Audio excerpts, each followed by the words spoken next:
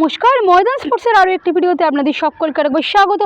আপনাদের সঙ্গে রয়েছি আমি সুকন্যা। শনিবার আইএসএলে বেঙ্গালুরুর বিরুদ্ধে মোহনবাগান তাদের প্রথম অ্যাওয়ে ম্যাচটি খেলতে চলেছে এবং সেই ম্যাচে সদস্য সমর্থকদের পাশে না পেলেও 3 পয়েন্টকেই পাখির চোখ করেছেন মোহনবাগানের হেড স্যার সার্জিও লোবেরো। এর সঙ্গেই ফুটবলের যাবতীয় খবর দেখে নিতেই আমরা চোখ রাখবো ফুটবলের লড়াইয়ে।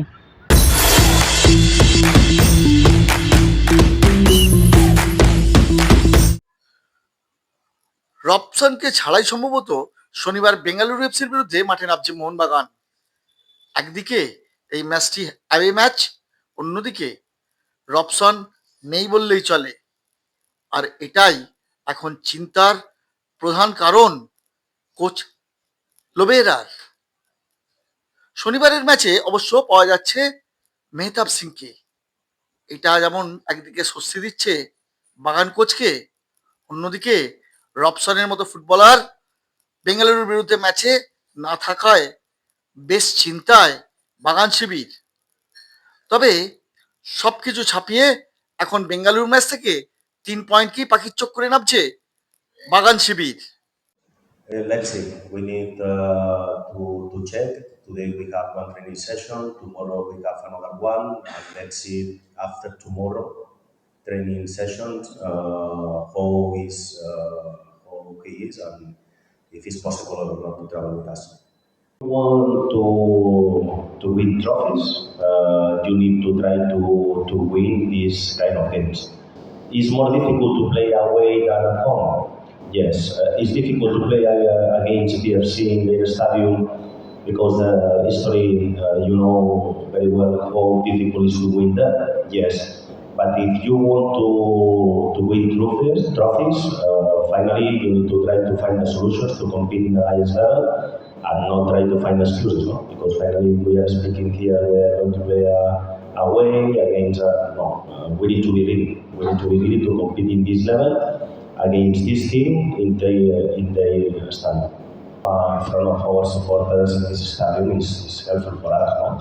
It's if you ask me if I prefer to play at home or away, I try to play at home. No? But you know the rules. The situation is like this. We have 4 difficult games played away. Maybe the most difficult games, and this is the first one, played against BFC in their stadium. Always it's not easy, but if you want to win trophies, you need to try to win in the best places, no? In the best scenarios. There are not excuses. It's a good challenge for us. It's a new experience for me also to play as a coach in away home. In a way, but I am happy. I am happy about the challenge. We have a game plan. We just need to follow the instruction what the coaches are telling us. Everyone has their roles given, and if we go to a plan, whatever we have been told to, I think we will succeed because obviously it was last season, things were different. This season the things are different. All we need to do is focus and work according to the plan, and the way we have played 3 games, I think if we follow the same path, we will succeed. We both have the similar style of play. He is really good in his position, in his role, and I am just trying to be there to help him, and he's there to help me, and we both are just trying to do our jobs and the given duties that the coaches wants us, that the players are asking us to do, and balancing the team in every aspect of the game, whether it's defending or attacking. The balance needs to be there, and it's the understanding that we both have in each other. We don't talk much about the game, but we know our duties, our roles, and that's what I think makes the duo special. Mohun Bagan অবশ্য এই match থেকে যেভাবেই হোক 3 point ঘরে তুলতে চায়, পেছনে ফেলে দিতে চায় চিরপ্রতিদ্বন্দ্বী লাল হলুদ ব্রিগেডকে। যদিও এখনো তারা অনেকটাই এগিয়ে, কিন্তু এই সব নিয়ে না ভেবে এখন বাকি সব ম্যাচই জেতার লক্ষ্যে বাগান শিবির। যুবভারতী ক্রীড়াঙ্গন থেকে সুকন্যা মুখার্জি রিপোর্ট, ময়দান স্পোর্টস।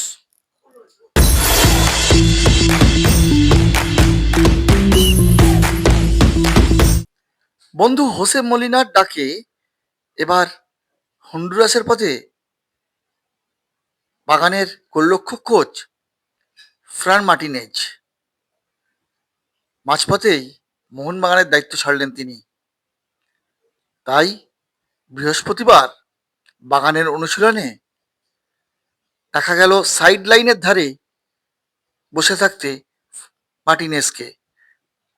তার বদলে এখন মোহনবাগানের গোলরক্ষক কোচের পদের দায়িত্ব সামলাবেন জুনিয়র দলের কোচ অভ্র মণ্ডল।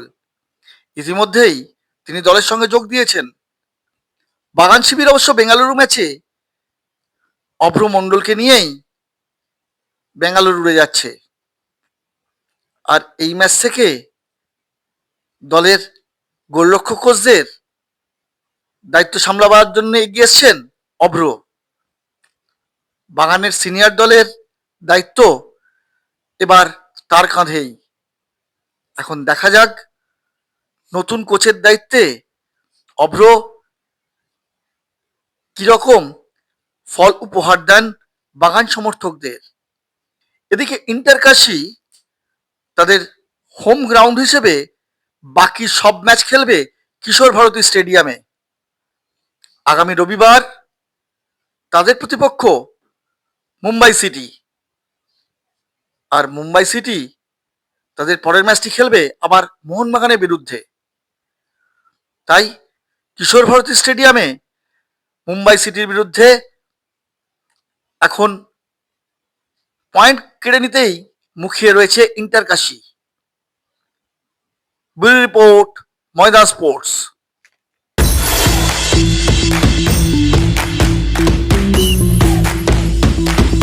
ময়দানে নানাচা কানাচে ছড়িয়ে ছিটিয়ে থাকা অন্য সব খবর দেখে নিতেই আমরা চোখ রাখবো ময়দানে কিচিরমিচিরে।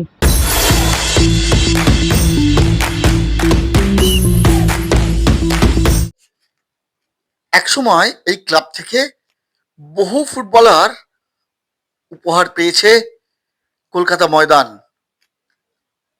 আজ সেই ক্লাব শতবর্ষ পেরিয়ে এগিয়ে চলেছে আস্তে আস্তে আরো কিছু মাইল ফলক তৈরি করতে। আর সেই সব পিছনে ফেলা ইতিহাসকে ধরে রেখেই এবার পুস্তিকা প্রকাশ করলো সেই ঐতিহ্যশালী হাওড়া ইউনিয়ন ক্লাব। তাদের 104 বছরের ইতিহাস তারা প্রকাশ করলো। আর এই পুস্তিকাটি নাম দেওয়া হয়েছে কফি টেবিল, যেটি প্রকাশ করলেন প্রাক্তন ভারতীয় অধিনায়ক সৌরভ গঙ্গোপাধ্যায়। সিএবিতে এক মনোরম এবং ছিমছাম অনুষ্ঠানের মধ্যে দিয়ে প্রকাশিত হলো হাওড়া ইউনিয়নের এই স্মারক পুস্তিকা। পাশাপাশি একটি তথ্যচিত্র তৈরি করা হয়েছে। আর বিশেষ অতিথি হিসেবে উদ্বোধন করে কি বললেন সৌরভ, আর কি বা বলছেন হাওড়া ইউনিয়নের অন্যতম কর্ণধার অনির্বাণ দে। খেলাধুলোর সঙ্গে জড়িয়ে থাকার জন্য আমার অনেক অনেক শুভেচ্ছা হাওড়া ইউনিয়ন ক্লাবকে। ইন্দ্রনাথবাবু আমাদের সবার খুব কাছের মানুষ ছিল, স্পেশালি উনি অনেক সিনিয়র আমাদের থেকে। বাবুদার সময় বা অনুদার সময়, এমনকি সমরদা মদনদার সময়, বিশ্বরূপও দেখেছি ওনাকে। বিশ্বরূপের থেকে উনি অনেক বয়সে সিনিয়র ছিলেন। ইন্দ্রনাথবাবু কলকাতা ময়দানের সঙ্গে অনেক দিন ধরেই জড়িত, সিইডির সাথে জড়িত। উনি এখন আমাদের সাথে নেই, কিন্তু যেভাবে অনির্বাণ হাওড়া ইউনিয়ন ক্লাবকে এগিয়ে নিয়ে গেছে। ওনার ছেলে আমেরিকায় থাকে, তাই তো না? ছেলে আমেরিকায় থাকে, এসছে কিনা আমি জানি না, এসছে। আর অনির্বাণ সম্পর্কে ভাইপো দেবরাজ আছে। তাই তোমাদের সিইডির তরফ থেকে অনেক অনেক অভিনন্দন। আজকে তোমাদের এই বুক রিলিজ, এই ভিডিও রিলিজ, সেটা একটা দেখবো। হাওড়া ইউনিয়ন ক্লাব যাতে আগে এগিয়ে চলুক। সিইডির সাহায্য তো পাই, ফুটবলেরও পাই, কিন্তু তোমাদের অবদান ক্লাবকে, তোমাদের শুধু না, ময়দানের সাথে যারাই জড়িত এই ক্লাবকে এগিয়ে নিয়ে যাওয়ার অবদান অনেক। তাই অনেক শুভেচ্ছা, অনেক ভালোবাসা। আগামী দিনগুলো খেলাধুলোর সঙ্গে খুব ভালোভাবে। গত 104 বছর ধরে বিভিন্ন খেলোয়াড় যাদের জন্যই আজকে এই হাওড়া ইউনিয়ন, বিভিন্ন কর্মকর্তা যারা ময়দানকে ভালোবেসে, হাওড়া ইউনিয়নকে ভালোবেসে তাদের সময় অর্থ দিয়েছেন, তাদেরকে আমরা একটা সম্মান জানানোর জন্যই এই 104 বছরের এই আমরা কফি টেবিল বুক দি জার্নি এটা কম্পাইল করেছি এবং রিলিজ করছি। এতে হাওড়া ইউনিয়নের বিভিন্ন খেলোয়াড় যারা শুধু ভারতবর্ষ খেলেছে, কয়েকজন নামী খেলোয়াড় নয়, হাওড়া ইউনিয়নের বিভিন্ন যে কাপ উইনার্স, উইনিং টিমের যারা প্লেয়ার, এই যে কোচিং ক্যাম্পের প্লেয়ার, একাডেমির প্লেয়ার, এদেরও কিন্তু কন্ট্রিবিউশন, কিছু ছবি, কিছু কিছু ক্ষেত্রে নাম, হ্যাঁ, এগুলো আমরা কোচ, আমাদের এখানে যে বিখ্যাত কোচেরা যে হাওড়া ইউনিয়নকে কোচ করে গেছেন, তাদেরকে আমরা অ্যাকচুয়ালি একটা সম্মান জানাচ্ছি। এবং নেক্সট জেনারেশন যারা আজকে হয়তো কলকাতা ময়দানের অনেক খবর জানে না, তাদের কাছে এই খবরটা পৌঁছে দেওয়ার জন্যই এই বইটা আমরা বার করছি।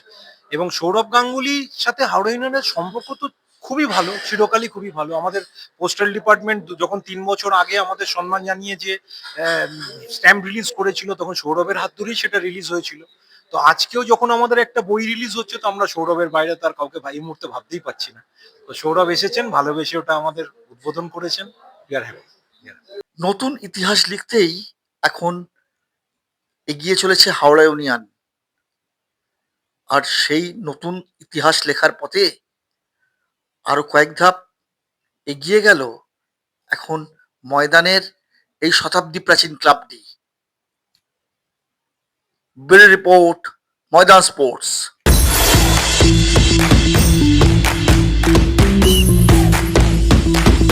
ভিডিওটা ভালো লাগলে লাইক করুন, শেয়ার করুন, আপনাদের মতামত কমেন্ট করে জানান, চ্যানেলটাকে সাবস্ক্রাইব করুন এবং পাশে থাকা বেল আইকনটাকে প্রেস করে দিন। দেখা আবার পরের ভিডিওয়।